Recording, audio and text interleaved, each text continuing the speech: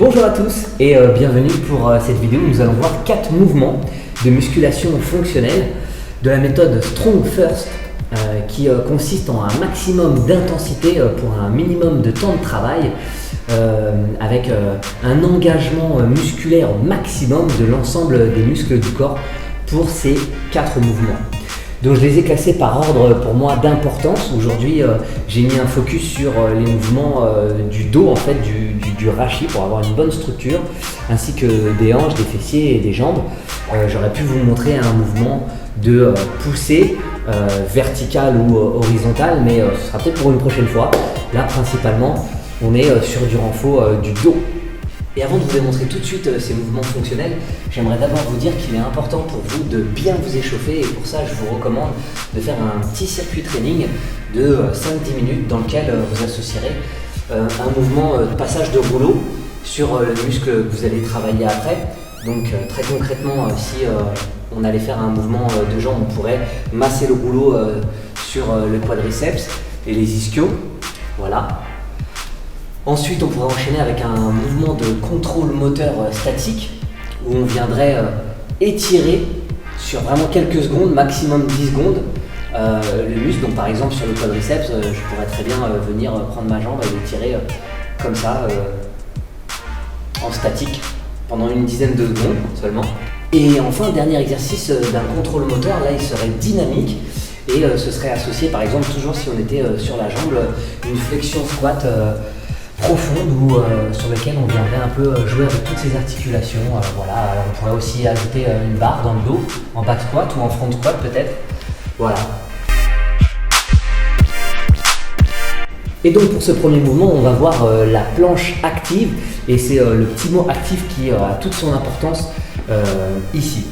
Donc pour la planche active, on va déjà s'installer au sol, d'accord? Voilà, position 4 pattes. On va venir poser les avant-bras au sol, parallèles, d'accord, avec les poings serrés, d'accord. Et on va venir aligner l'épaule au coude. Une fois que j'ai fait ça, je vais venir ancrer mes avant-bras et mes poignets, enfin mes poings, au sol. Donc je vais venir appuyer très très fort contre le sol, d'accord. On sent tout de suite qu'il y a une tension qui se met dans le haut du dos, d'accord, sur le haut des épaules, et c'est exactement ce qu'on cherche. Donc on va se mettre là, voilà. Là je suis gainé déjà des avant-bras et des bras, ça se voit normalement, d'accord. Et la première étape, ça va être de tendre une jambe en ayant le pied flex, donc le talon le plus loin possible de moi. Une fois que j'ai mis une jambe et que je me sens capable de mettre l'autre, voilà, je me mets en position. Et vous avez vu que j'ai un peu les fesses relevées, mais c'est normal, je ne suis pas encore en position totalement. Là, je vais venir activer l'ensemble des muscles des jambes. Donc, je vais venir tendre mes jambes en serrant mes quadriceps. Hop, voilà, j'ai serré mes cuisses, mes quadriceps, et ça a tendu mes jambes. Et là, je vais venir serrer très très fort mes fesses, ce qui fait que ça fait une rétroversion du bassin. Et en même temps, ça me permet de contracter très très fort mes abdominaux. Et mon transverse, notamment, sur les abdominaux. Et de là, ce qui va être très important avant d'associer la respiration, le dernier point, on va essayer de tracter ses coudes vers les pieds, tout en gardant les pieds flex et donc les talons vers l'extérieur. Et maintenant, il nous reste le dernier point, associer la respiration. J'inspire et je vais venir faire des petites expirations.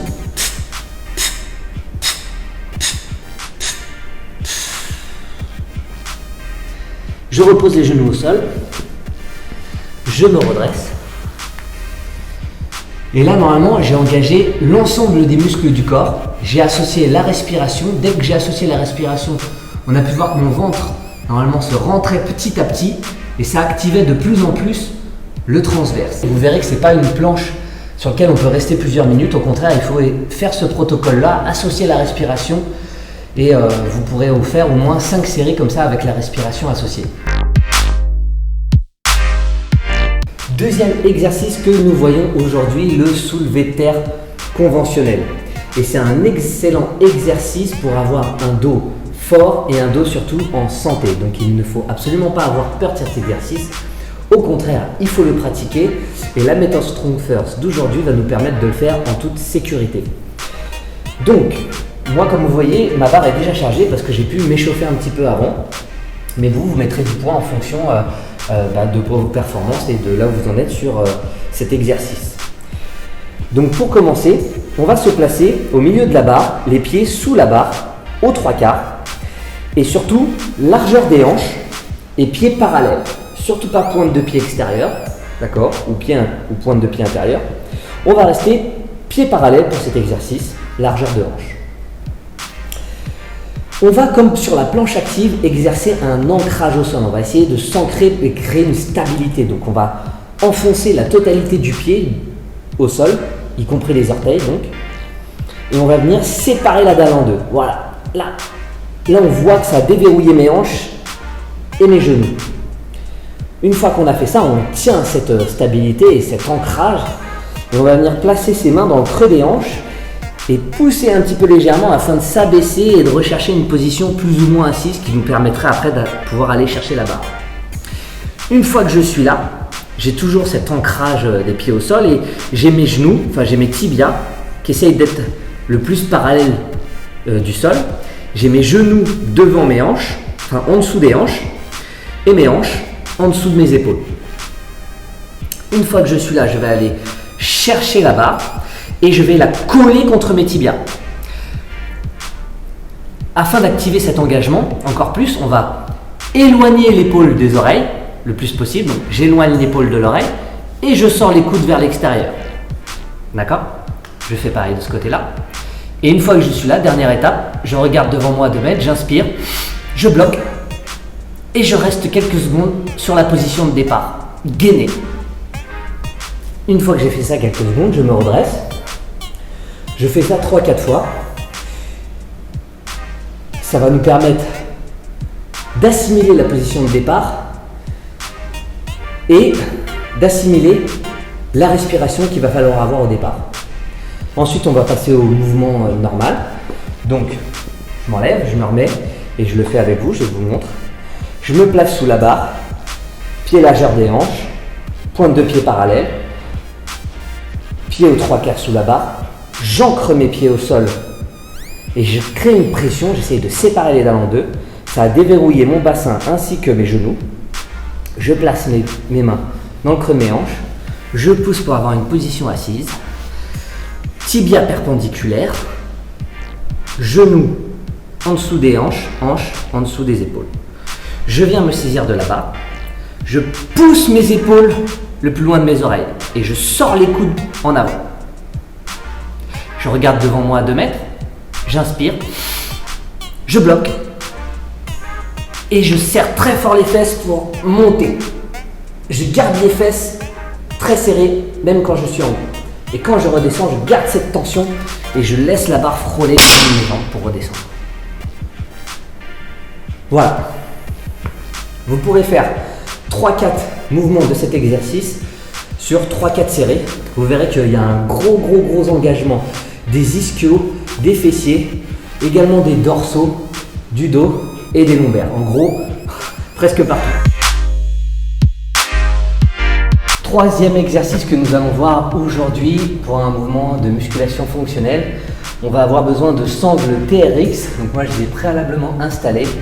Il va falloir les installer en position haute.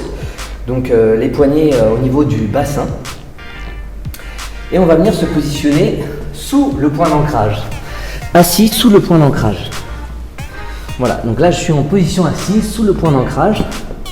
Et je vais venir aller récupérer les poignets des sangles. Hop. Une fois que j'ai les poignets des sangles, je me laisse descendre et je vais venir rapprocher mes talons le plus près de mes fesses.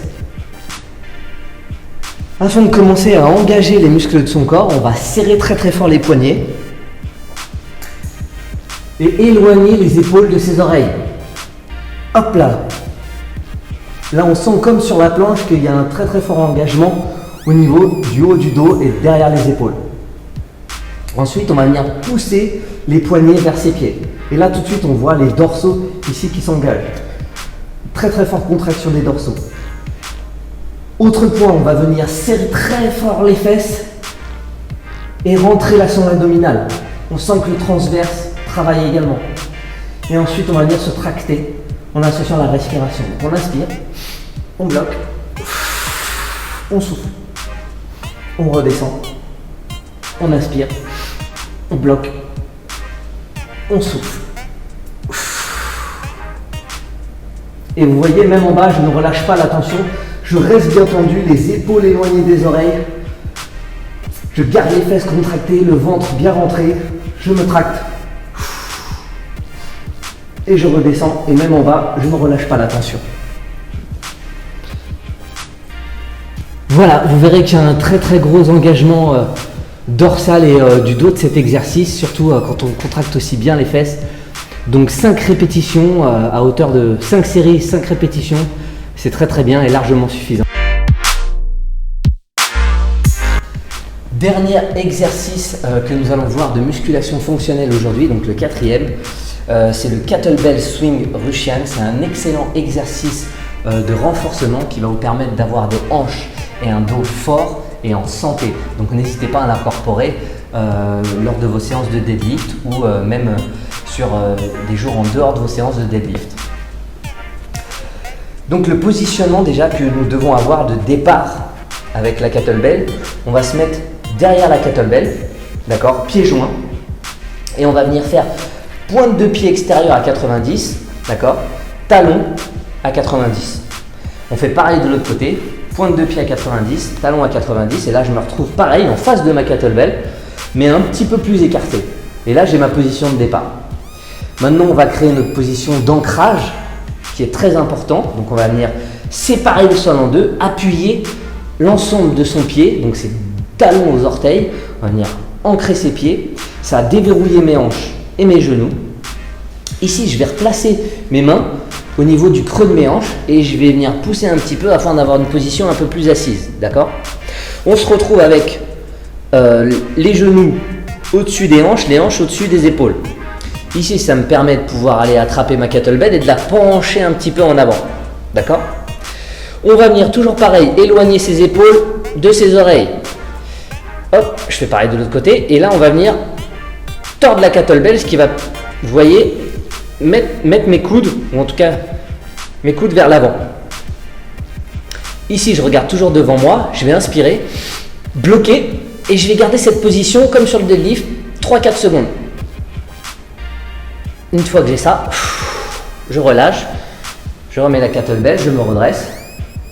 Je fais ça 3-4 fois, histoire de bien imprégner la respiration et le mouvement de départ que je vais devoir avoir.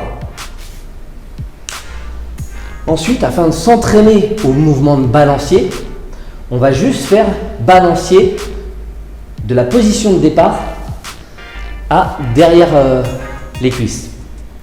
Donc on va reprendre le même protocole, on ancre ses pieds au sol, ça déverrouille les hanches, les genoux, on place ses mains dans le creux des hanches, on pousse un petit peu histoire de se retrouver en position assise, genoux, hanches, épaules, on se saisit de la kettlebell, on la penche un peu en avant, on éloigne les épaules des oreilles, on sort les coudes, on inspire, on regarde 2 mètres devant soi, on bloque et on repose la kettlebell.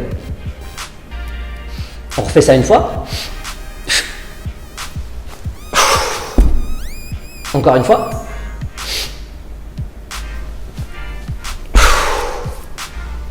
Voilà, une fois qu'on a fait 3 reps, on se redresse. On refait ça encore 3 fois pour 3 reps. Et là, on aura compris le mouvement de balancier qu'on doit avoir pour lancer la kettlebell un peu plus haut. Maintenant, avant de voir le mouvement en entier, il y a une autre petite étape que je voudrais vous montrer. C'est que quand on va arriver ici en position verticale, il va falloir attendre que nos coudes ici touchent notre corps avant de déverrouiller notre bassin et de ramener la kettlebell en position qu'on vient de voir, derrière nous, pour relancer la kettlebell, contraction des fessiers. Hop, je vais le faire avec ce bras-là.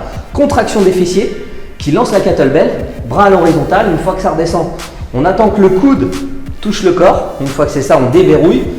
On laisse passer la kettlebell derrière soi. On serre très fort les fesses pour relancer la kettlebell devant. Bras à l'horizontale, on attend que ça retouche le corps pour repasser derrière. Voilà. Pareil, on se fait 3 reps comme ça à vide. Je vous en montre une.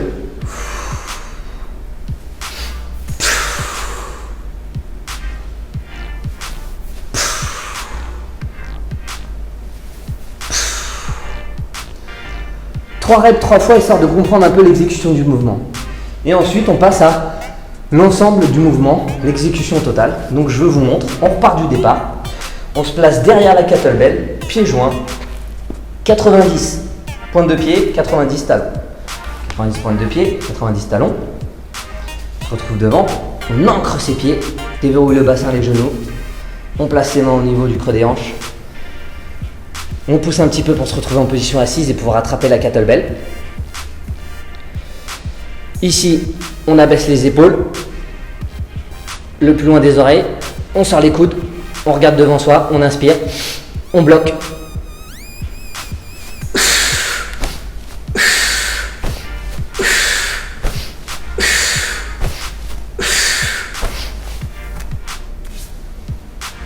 Et voilà. 5 séries de 5 répétitions en renforcement, ce sera amplement suffisant. Et voilà, vous avez vu 4 mouvements de musculation fonctionnelle de la méthode Strong First qui va vous permettre d'avoir un dos en santé, d'avoir un dos fort, d'accord. J'espère que ça vous a plu. N'hésitez pas, après votre séance, pas tout de suite après, mais quelques heures après, au moins 3 heures après ou en fin de journée, à retourner sur le rouleau ou une balle de massage sur des points de tension que vous pourriez avoir et faire du contrôle moteur statique, donc des étirements de plusieurs minutes afin de vous détendre, de vous relaxer et de mieux récupérer.